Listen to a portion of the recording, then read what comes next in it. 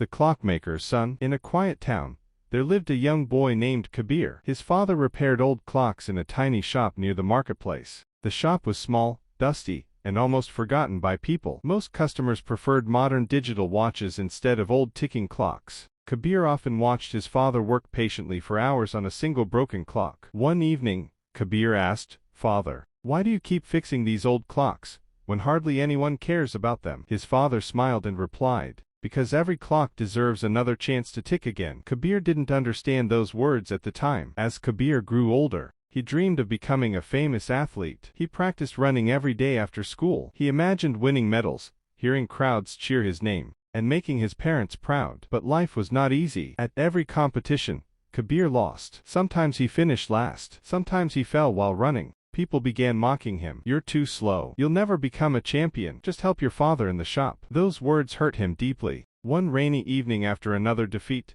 Kabir returned home angry and hopeless. He threw his running shoes into a corner. "I quit," he said. "No matter how hard I try, I always fail." His father quietly picked up an old broken clock from the table and placed it before Kabir. "This clock stopped working 20 years ago," he said. Kabir looked confused. "So?" His father opened the clock carefully and continued, "Do you know how many times I failed to repair it?" Kabir shook his head. 37 times. Kabir was shocked. "Then why didn't you give up?" His father gently turned the tiny gears inside the clock and said, "Because every failure taught me which part was wrong. Failure is not proof that you should stop. It is proof that you are trying." At that moment, Kabir remembered the countless mornings he had skipped practice after losing. He realized he had been running with fear instead of determination. The next day, he started again. He trained harder than ever before, waking before sunrise, improving his stamina, learning from experienced runners, and refusing to quit after setbacks. Months turned into years. One day,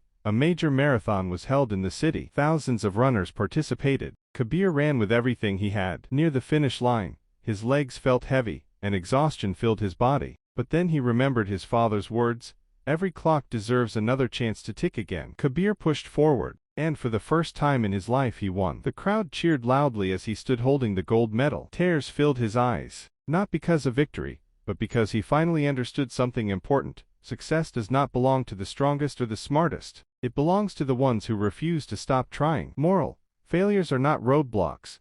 They are lessons guiding you toward success.